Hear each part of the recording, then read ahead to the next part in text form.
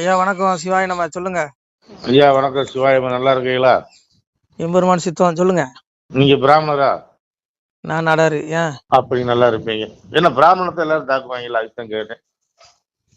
நான் என்ன சொல்றேன், ஜாதிய பாகுபாடே வேண்டாங்கிறேன். நான் ஜாதியை பத்தி பேசுறேங்க. எல்லா மனிதர்கள் கருப்பு சட்டை போட்டு பிசாசு குரூப் ஒன்று இருக்கு. சரி அதே பாவம்னா பார்ப்பனியும் பார்ப்பனியும் அவங்க என்ன சொல்லுவாங்க. சரி. இந்த கி வீரமணின்னு ஒரு குரூப் ஓய்சோத்துன்னே காலத்தை கடத்துற நபரு பிராமண திட்டுறாங்க. சரி. இந்த மதியவரன் ஒண்ணு இருக்கு, மண்டல மூளையும் இல்ல, உள்ள முடியல மூளையும் இல்ல.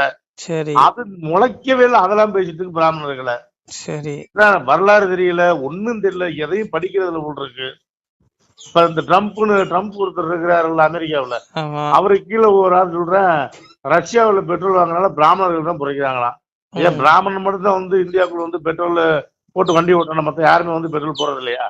இருக்கிற அவங்களே சொல்றாங்க, பிராமணர்கள் இருக்கிற 2% 3% சொல்றானுங்க. அப்புறம் ஏன் அவங்களே போய் தாக்கி தாக்கி வயிறு விளக்கணும்? உங்களுக்கு ஏதாவது விவரம் தெரிஞ்சா சொல்லுங்க, கேட்போம். ஒண்ணு புரிஞ்சுக்கிடுங்க. அதாவது இவனுங்க பிராமணர்களை திட்ட பிறப்பு அவங்க மேலதான் வருவாங்க. ஏன்னா அவங்க திருப்பி திட்ட கூட மாட்டாங்க. பிராமணன் என்ன சொல்லுவான், பெருமாள் பாத்துக்குவாருமா. உண்மைதான், எம்பெருமானே சொல்றான், அடிப்பார் அடிக்க வந்தால் அடியை சகித்திடுங்கோ, வம்பு வசைகள் கூறி வைதாலும் கேட்டிடுங்கோ, அவனவன் செய்யும் குற்றம் உங்கள் ஆண்டினான் அறிவேனடா. யார் அறிவா? எம்பெருமா கடற்கரை ஆண்டி, அருகரத்தோன் வாழும் ஆழிக்கரையாண்டி நருகரத்தோனான நாராயணமூர்த்தி எம்பெருமா பார்க்கடல பள்ளி கொண்டிருக்கானே. வாரி வாரி வரம்பை விட்டு வையகத்தில் வாராமல் காரியமாய் பள்ளி கடலில் துயில்வனே. அந்த கடல்ல ஆதிசேடன் மேல பள்ளி கொண்டிருக்கானே பார்க்கடல எம்பெருமா, எங்க அப்பா பரம்பொருள். அவன் கேட்பாங்க, நீங்க எதுக்கு இந்த மதிவதை நீந்த கீ வீரமணி எல்லாம் எத்தனை வருஷம் எல்லாம் ஆத்ம சிந்தனை இல்லாத கும்பல் இதெல்லாம். உடலை மட்டும் தான் பார்ப்பான். ஒரு செத்துக்கு அப்புறம் எல்லாம் முடிஞ்சிருன்னு நினைக்கிறான். ஏடா டே, செத்துக்கு அப்புறம் தான்டா உண்மையான வாழ்க்கை இருக்கு, விடுதலை, ஆத்ம விடுதலை.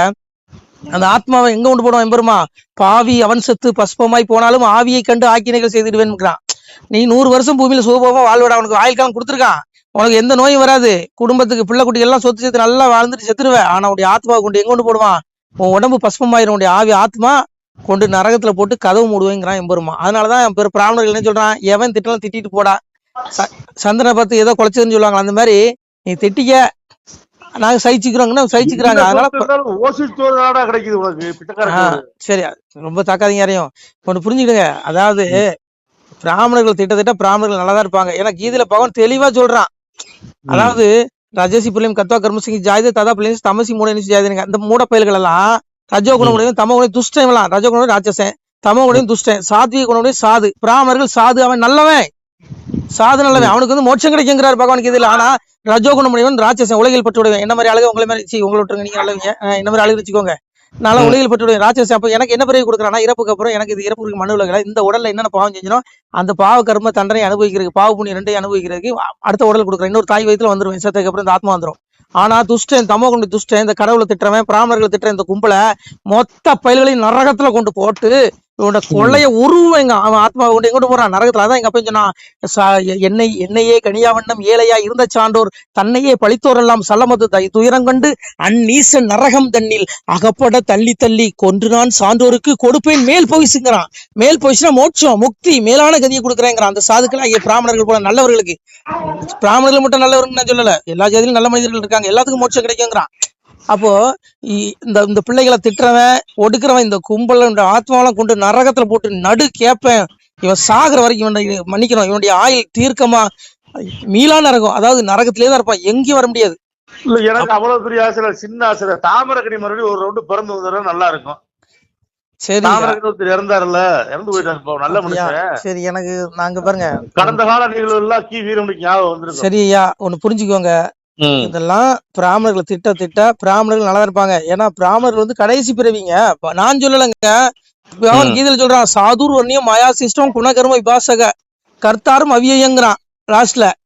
அதாவது பிராமணர்களுக்கு என்ன கிடைக்குமா? கடைசி பிறவி. அதாவது நான் கர்மத்தின் அடிப்படையிலே உயிரினங்களை தோற்றுவிக்கிறான். ஒருத்தர் பிராமண குலத்துல பிறந்துட்டாலே போதும் அவனுக்கு மோட்சங்கிறான். ஏன்னா அவனுக்கு 4 வேதங்கள், இது 6 சாஸ்திரம், 96 தத்துவம், 32 அறம் ஒவ்வொரு பிராமணர்களுக்கும் தெரியும்.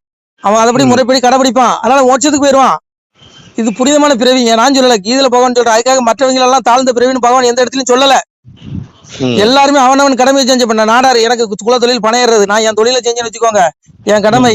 இன்னைக்கு வியாபாரம் பண்றோம், வியாபாரம் பண்ணாலும் சரி, இன்னைக்கு பழைய பாத்திர கடை, இரும்பு கடை, இப்படி எல்லாமே வச்சிருக்காங்கன்னு வச்சுக்கோங்க. அவன் கடமையை செய்யு, உனக்கு மோட்சம் கிடைக்குங்கிறாரு. உட்கார்ந்து திங்க கூடாது, அதான் ஏன் பகவான் சொல்றான்.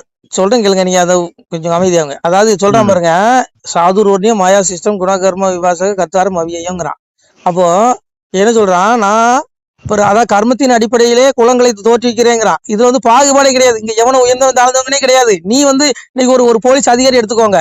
முதல்ல கான்ஸ்டபிளா இருப்பாங்க, அப்புறம் கொஞ்சம் பதவி உயர்வு SSI ஆவாங்க, அப்புறம் SI ஆவாங்க. இப்படி அவங்களுக்கு உயர்வு கிடைக்க பாருங்க. அந்த மாதிரி இந்த மனிதர்களுக்கு ஆத்மாவுக்கு என்ன கிடைக்குது, அவனு செஞ்ச பாவ புண்ணியத்துக்கு தகுந்த மாதிரி நான் பிறவி கொடுக்கேங்கிறான். நான் சொல்லல, கீதையில பகவான் சொல்றான். இங்க வந்து எவனுமே ஏற்றத்தாழ்வே கிடையாது. அதான் அதே பகவான் சொல்றான் பாருங்க, அறிந்து பல சாதி முதல் அன்பு ஒன்றுக்குள்ளானால் பிரிந்து மிக வாழாமல் பெரியோராய் வாழ்ந்திருப்பார். எல்லா ஜாதி பிள்ளைகளும் அன்பு ஒன்றுல நீங்க ஐக்கியமானீங்கன்னா நீங்க ஒரு தாய் பெற்ற பிள்ளைகள் போல நல்லா சந்தோஷமா இருப்பீங்க. எந்த சாதி சண்டை சச்சரவு வராதுங்கிற அதே பகவான் தான் சொல்றான். அதே பரமாத்மா கிருஷ்ணன் தான் சொல்றான். அறிந்து பல சாதி முதல் அன்பு ஒன்றுக்குள்ளானால் பிரிந்து மிக வாழாமல் பெரியோர் வாழ்ந்திருப்பாருங்க. அப்போ சாதுக்கள் நல்லவர்கள், எந்த ஜாதியில இருந்தாலும் அவன் நல்லவன் தான். அவன் பிராமணனா இருந்தாலும் சரி, அவன் எந்த ஜாதியா இருந்தாலும் நல்லவன் தான். இவனுங்க வந்து வேணுனே இந்த ஓட்டுக்காக இந்த ஜாதிய பிரச்சனையை உண்டு பண்ணுவானுங்க. நீ பிராமண தலையில உதிச்சோம், பிராமணன் நீங்களும் காலில் வந்தீங்கன்னா குத்தி விடுவான். டே பகவான் எந்த இடத்துல சொல்ல, எல்லாரும் என்னுடைய பிள்ளைகள்ங்கிறான். புரியுதா உங்களுக்கு? எல்லாமே இறைவனோட குழந்தைகள் தான், எல்லாமே நான் தான் படைச்சேங்கிறான். சாமி அதான் சொன்னாரு, உண்டாக்கி வைப்பதும் நான் உலகில் அழிப்பதும் நான் மகனே, கண்ணு மக்கா என் சூத்திரத்தை கண்டறிந்து வாருங்கப்பா 13 குளிர்ந்து பாடுகிறேன் சிவகாண்டாங்கிறான். பரம்பொருளை சொல்றான். இந்த உலகத்துல உண்டாக்குறது படைக்கிறது எல்லாம் நான் தான். ஆனா நம்ம சேர்த்து இப்ப நானே இருக்க நான் சேர்த்து போயிட்டு வச்சுக்கோங்க, என் ஆத்மா நான் என்னென்ன பாவம் செஞ்சோம் அதுக்கு தகுந்த மாதிரி என்ன சொல்றான், அந்தந்த ஜீவராசிகள் செய்த கர்ம வினை கேட்டவாறு அவர்களை படைக்கிறேங்கிறான். நான் செஞ்ச பாதுக்கு தகுந்த மாதிரி என்ன வந்து பிச்சைக்காரனாவோ இல்ல ஒரு நோய் நொடியிலையோ என்ன வந்து ஒரு ஏற்றத்தாழ்வோ எதுலயோ ஒண்ணு படைச்சிருவான்.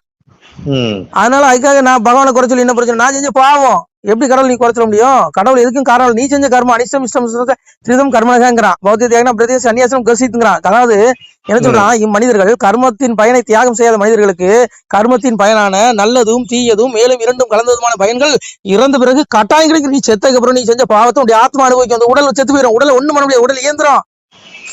பகவான் சொன்னாய் என்ன சொல்றான், ஈஸ்வர சர்வபூதானம் பிரமேன் சர்வபூதன் எந்திரோட மாயேங்கிறான். அதாவது சிவபிரமண ஈஸ்வரனான் எல்லா ஜீவராசிகளும் இதயத்தில் இருந்து கொண்டு அந்தந்த ஜீவராசிகள் செய்த பாவ கர்ம வினை கட்டவர் சொல்ல செய்து கொண்டு இருக்கிறான். உங்களுக்கு தண்டிக்கிறதா வந்தான், உங்களுக்கு சுகபோகத்தை கொடுக்கறதா அவர்தான், ஒருத்தரை மந்திரியாக்குறதா அவன்தான், ஒருத்தரை ஓட்டு போட வைக்கிறதா வந்தான், ஒருத்தரை போஸ்டர் ஓட்ட வைக்கிறதா வந்தான், ஒருத்தரை வந்து CM ஆக்குறதா வந்தான், ஒருத்தர் பிரதமர் ஆக்குறதா வந்தான். எல்லாம் வந்தாங்க. எல்லாம் அதான் சொன்னாலா, எவரவர் இருந்து மணியம் பண்ண வேண்டும் என்றாலும் எந்த முக்கால் அடிக்குள்ளான சிவனேங்கிற பரம்பொருள் மாய கிருஷ்ணன் சொல்றான். எவரவர் இருந்து மணியம் பண்ண வேண்டும் இந்த முக்கால் அடிக்குள்ள இந்த பூமி பெருமாளுடைய பாதத்துல முக்கால் அடிக்குள்ள இருக்கு.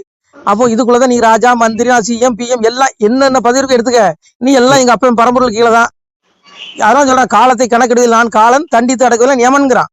நான் தானே யமன், நான் தானே காலை. ஒவ்வொரு ஜீவராசிக்கும் காலை கொடுத்துறேன். இத்தனை வருஷம் உனக்கு உண்டு, அது வரைக்கும் நீ நல்லதை கட்டு, நீ உன் விருப்பம் உனக்கு சுதந்திரம் கொடுத்துறான், நீ எதோ சரியா நீ இதை அனுபவிப்பேங்கிறான். புரியுதா உங்களுக்கு? எனக்கு புரியுது. அதான் சாமி சொன்னா சொல்றாரு பாருங்க, வையகத்தில் கொலை களவு மாது சூது பிறன் மோகம் செய்யாத தீவினைகள் செய்த பேர்கள் உண்டுமானால் அகில கிடங்கில் வாழுகின்ற ஆளி புழுக்கு இறையாவீர் முன்கணக்கும் பின்கணக்கும் முதற்கணக்கும் நான் கொடுத்து கணக்கை இருந்து விட்டேன், கணக்கிடம் துரத்து விட்டேன், வாழும்பள்ளி மேலவாசல் ஒன்றை அடைத்து விட்டேன், பட்டம் தனையத்தவர்களை பார சிறை வைத்துடுவேங்க. இந்த ஆத்மாவை முன்கணக்கு பின்கணக்கு எந்த கணக்கும் பார்க்க மாட்டான். அந்த துஷ்டபைல்களை இன்னைக்கு பிராமணர்கள் திட்டமா இவனுங்களெல்லாம் கொண்டு உனக்கு சங்க பிடிச்சவங்கள ஆத்மாவை உடலை பிடிக்க மாட்டான். சங்க நாள் முடிஞ்சவங்களும் எம வந்து சங்க பிடிச்சு கொண்டு போய் எம்பெருமான் என்ன பண்ணுவானா, நரகுல ஆளி கிடங்கில் வாழ்கிட்டு ஆளி புழுக்கிறார். ஆளி ஒரு பெரிய கடல் இருக்கா நரகத்துல, அந்த கடல் முழுவதும் புழுவா இருக்குமா, அந்த இடத்துல ஆத்மாவுக்கு தூக்கி வீசிடுவான் பாட்டுக்கு வந்துருவான். அது மட்டும் கிடையாது, இவனு சனாதனத்தை திட்டுவான். சனாதன தர்மத்தை திட்டத்தை சொல்றீங்களா, சனாதன தர்ம திட்டம் என்ன தண்டை அதையும் சாமி சொல்றாரு. என்ன சொல்றாரு, மனுமொழி இதுவாம் என்று மதத்துடன் பேசுவோருக்கு இனிதல்ல வீண்டான் நீட்டி ஏம்பிய பயண தன்னை குனிதவள் துர்க்கை சென்று கொண்டவள் நரகம் பூத்தி கணிதுடன் துர்க்கை வாரி கடல் திருத்தல் மாடுவலைங்கிறது. அப்போ இவனுக்கு ஏமா வர மாட்டானா, அந்த துஷ்டவில்களுக்கு துர்க்கை போய் ஆத்மா பிடிச்சு விட்டு கடலை வீசிட்டு குளிச்சுட்டு போயிடுவான். சனாதன தர்மத்தை இந்து தர்மத்தின் நூல்களை கடவுள்களை திட்டவன் ஏமனோ அவனுக்கு இந்த தண்டனை பரம்பொருள் சொல்றாங்க. அவன் வார்த்தை பொய்யாகுமா? ஏங்க இவன் ஆத்மாவை பாக்குறது இல்லைங்க, வெறும் உடலை மட்டும் தாங்க பாக்குறது. உடல் மண்ணாகட்டியே பாக்காதீங்க, ஆத்மாவை மட்டும் பாருங்க. ஏன்னா உடல் அழிஞ்சு போயிடும், ஆத்மா அழியாது. உலகமே அழிஞ்சாலும் ஆத்மா அழியாது. ஆனா அந்த ஆத்மாவுக்கு ஆக்கினை உண்டு, தண்டனை உண்டு நரகத்துல. நான் சொல்ல பரம்பொருள் சொல்றாங்க. சாமி அதான் சொன்னா, பக்தி சோதித்தே பல நாளும் காத்திருந்த வித்திகன் இணை வந்து வேண்டார் மேல் வீடு இழந்து. அவனுக்கு மோட்ச வீடு கிடைக்காத, செத்து இறந்து தீ நரக சீல் கூட்டிலே அடைக்க கொத்தி இருந்த புழு கிழந்து வச்சுருக்க. புழு அப்படியே நெளியுமா உடம்பு ஆத்மாவில, அப்படியே ஆத்மா நரத்துவங்க போட புழு அப்படியே உடம்பெல்லாம் ஏறுமா. நினைச்சு பாருங்க, கற்பனை பண்ணி பாருங்க. தப்பே பண்ண வேண்டாம். ஏங்க ஆத்ம சிந்தனை இவனுக்கு இல்லங்க இந்த கும்பலுக்கு. அதையும் முடிச்சு தும்ப புளியும் தின்று வாங்குறீங்களா? சொல்ல முடியாது. சரி தின்ட்டு போறானுங்க, விட்டுருங்க. இங்க பாருங்க, சரி ஒண்ணு புரிஞ்சுக்கோங்க. இங்க பிராமணர்கள் போன்ற நல்லவர்களை சாதுகளை எவன் திட்டானோ அவனுக்கு தண்டனை பரம்பொருள் கொடுக்குறான். நீங்க ஏங்க போட்டு கதறிட்டீங்க? விட்டுருங்க. அவங்களே கண்டுக்கிறது இல்ல. அவங்களுக்கு தெரியுங்க, அவங்க எல்லா சாஸ்திரம் படிச்சிருப்பாங்க. எவனுக்கு என்ன தண்டனை, இந்த வீரமணி திட்டுறனால வீரமணிக்கு என்ன தண்டனை, இந்த பொண்ணு அந்த என்ன மதிவதனி திட்டு அதுக்கு என்ன தண்டனை, எல்லாமே எம்பெருமான. ஏங்க பிராமணர்கள் ஞானம் உள்ளவருங்களே. நான் பாருங்க, சாதாரண பண்ணவருங்க. நான் யாரு, ஒரு பனையேறி குடும்பத்துல பிறந்த எங்க அப்பா இப்பவும் பலதான் இருறாரு. நானே என்ன பாருங்க, எனக்கே இறைவன் இவ்வளவு ஞானம் கொடுத்துருக்கும் போது 96 தத்துவம் 32 அறம் 6 சாஸ்திரம் 4 வேதங்கள் கற்ற ஒரு வேதியனுக்கு எவ்வளவு ஞானம் இருக்கும். நம்ம எதுவுமே அவங்களுக்கு சொல்ல வேண்டிய இல்லைங்க, அவங்களுக்கு எல்லாம் தெரியும். அவங்க அதனாலதான் அடைச்சி போடான்னு போயிடுவாங்க. பிராமணனுக்கு ஒரே ஒரு சிந்தனை தான் இருக்கும், ஆத்ம சிந்தனை. பிரம்மத்தை வந்தவன் அவனுக்கு தெரியும் மோட்சம் அடையணுங்கிறது. அதனால நீங்க பிராமணர்களை பாருங்க, பிராமணர்கள் கூந்தல கூட ஒருத்தனாலையும் தொட முடியாது. போன வைங்க. நமச்சிவாய். சொல்லுங்க ஐயா, வேற என்ன சந்தேகம்? ஐயா, பிராமணர்களை யார் திட்டினாலும் உங்களுக்கு தண்டனை உண்டு? பிராமணர்கள் நான் திட்டினாலும் தண்டனை உண்டு, நீங்க திட்டினாலும் தண்டனை உண்டு, எவன் திட்டினாலும் தண்டனை உண்டு. எவனும் இதெல்லாம் தப்ப முடியாது பாவத்துல இருந்து. நான் சொல்லல, பகவான் சொல்றான். தேவர்கள் போய் முறையிடுறான். பூமியில வந்து கலியுகத்தினால, இந்த களி கொடுமையினால பிராமணர்கள் போன்ற சாதுகள் இடுக்கப்படும் போது பெருமாள் கிட்ட போய் தேவர்கள் முறையிடுறான். யாரு? விண்ணுலகத்துல இருக்க தேவர்கள் போய் முறையிடுறான். எம்பெருமானே, கலியுகத்துல சாதுக்கள் நல்லவர்கள் நசுக்கப்படுகிறார்கள், எப்பப்பா இதை களி எடுக்கத இந்த களியை அழிப்படி கேட்கும் பொழுது இருங்க. சொல்லுங்க. இந்த சினிமா படம் எல்லாம் பெரிய தலையில எது முளைச்சிருவோம், சேரன் ஒருத்தர் இருக்கான் பாருங்க. சரி, அவன் எது பேசியிருக்கான் இழிவுபடுத்தி. சரி, எல்லாத்துக்கும் உண்டுங்க, ஒருத்தனுக்கு தப்ப முடியாதுங்க. படம் எடுத்துட்டா என்ன அவங்களுக்கு கிரீடம் முளைச்சிருமோ? அதுதாங்க. அங்க பாருங்க, சாமி சொல்றாரு. சாமிகிட்ட போய் தேவர்கள் முறையிடும் போது சுவாமி சொல்றாரு, பெருமாள் நாராயணன் சொல்றான், எல்லாம் சான்றோர் கையாலே எள்ளு நீரும் களிக்கிரைத்து பொல்லா களியை நரகமதில் புக்க அடித்து பேயோடு கொல்ல விடைகள் கொடுப்பேன் நான் கூண்ட சான்றோர் கையதிலே வல்லோர் புகழும் தேவர்களே மனமது சடைய வேண்டாமேங்கர். வல்லோர் நல்லவர்கள் புகழக்கூடிய தேவர்களே, நீங்கள் ஒன்னும் வருத்தப்பட வேண்டாம். இந்த படுவாவிகளை கொன்னு என்னுடைய ஆத்மாவை தேவசம் பண்றதுக்கு பிராமணர்களை வச்சு தேவசம் பண்ணுவேங்கிறான். சாதுக்களை வச்சு நல்லவர்களை வச்சு தேவசம் பண்ண வைப்பேங்க. என்ன சொல்ல பாருங்க, எல்லாம் சான்றோர் கையாலே எள்ளு நீரும் களிக்கிரைத்து பொல்லா களியை நரகமதில் புக்க அடித்து பேயோடு கொல்ல விடைகள் கொடுப்பேன் நான் கூண்ட சான்றோர் கையில். தேவர்கள் மனதடைய வேண்டாம். கலியும் கொஞ்ச நாள் தான். கலியோ விளைந்து போச்சு, சக்கரா இதத்துக்கு இறை காணும் பருவமாச்சு சிவனைங்கிறான். கொஞ்ச நாள் இந்த களி அடிச்சு நல்ல பிள்ளைகள்லாம் தர்மகத்துல வாழ்வுக்கு எடுப்பேன், இவனுக்கு எல்லாம் நரகத்துல தள்ளுவேங்கிறான். அதனால எல்லாம் பெருமாள் பாத்துக்கிடுவாரு. சரி வைங்க போன. நன்றிங்க ஐயா. சிவாய நம. திருச்சிட்டம்பலம், தில்லையம்பலம், பொன்னம்பலம். சிவாய நம. உறவுகளே, சிவ அன்பர்களே, தற்போது தாங்கள் இந்த வீடியோவில் பார்க்கக்கூடிய இடத்துல ஒரு சிவாலய திருப்பணி ஒன்று நடந்து கொண்டிருக்கிறது. இந்த இடத்துல பார்த்தீங்கன்னா முன்பு ஒரு காலத்தில் வந்து ஒரு சிவாலயம் இருந்திருக்குது. அதாவது இந்த ஏரியா வந்து இப்போ வந்து ஒரு தென்னை மரங்கள் பனைமரங்கள் சூழ்ந்த காடாக இருக்கிறது. முன்பொரு காலத்தில் இங்கே ஒரு ஊர் இருந்ததாக சொல்கிறாங்க. ஆனால் இப்போது சுற்று வட்டாரத்தில் 5 கிலோமீட்டர் சுற்றுலா ஊரே கிடையாது, காடு. இப்போ இந்த இடத்துல ஒரு சிவாலயம் வந்து அமையிருக்கிறது. இந்த சிவாலயத்தில் வந்து இருந்த அந்த சாமியுடைய திருமணியை வந்து எடுத்து வச்சிட்டோம். திருப்பணி முடிஞ்சதுக்கப்புறம் பிரதிஷ்டை பண்ண இருக்கிற உறவுகளே, தற்போது இந்த வீடியோ பார்க்கக்கூடிய உறவுகள் தங்களால் முடிந்தால் ஒரு சின்ன உதவி செஞ்சு கொடுங்க.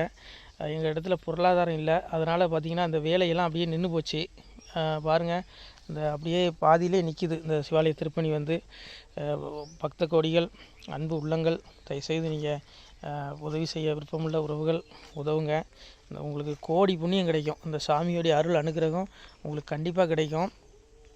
இது வந்து ஒரு புகழ்பெற்ற சிவாலயம்னு கூட சொல்லலாம். சாமியோட திருமணியை எடுத்து வச்சிட்டோம். இந்த இடத்துல பார்த்திங்கன்னா ஒரு வாசி தண்டம் இருக்குது. அந்த காலத்தில் ஒரு முனிவர் யாரோ தவம் செஞ்சுருக்காங்க. அவங்களுடைய வாசி தண்டம் அவர் திருக்கரங்களால் எழுதின ஓலைச்சுவடி கூட இன்றும் இருக்குது, இன்னும் பாதுகாக்கப்பட்டு வருது. அது கோயில் திருப்பணி முடிஞ்சதுமே அதையும் நாங்கள் அந்த வழிபாட்டுக்கு வச்சுடுவோம். இந்த சிவாலய திருப்பணி வந்து சாமி திருநாமம் வந்து முக்தீஸ்வரர் அப்படிங்கிற திருநாமத்தில் வழங்குறாரு. நெல்லை மாவட்டம் நாங்குநேரி தாலுகாவில் இந்த சிவாலயம் அமைய இருக்கிறது. உறவுகளே, இந்த வீடியோ பார்க்கக்கூடியவங்க ஒரு 2 பேருக்காவது கொஞ்சம் ஷேர் பண்ணுங்கள். இந்த வீடியோ பார்க்கக்கூடிய யாராவது ஒரு சின்ன உதவி செஞ்சால் இந்த ஆலய திருப்பணி வந்து கண்டிப்பாக நாங்கள் வெற்றிகரமாக முடிச்சுடுவோம். பாருங்கள், அந்த வேலை எல்லாமே அப்படியே நிற்கிது. கல்லெல்லாம் இறக்கி போட்டிருக்கோம். இன்னும் நிறைய கற்கள் தேவைப்படுது.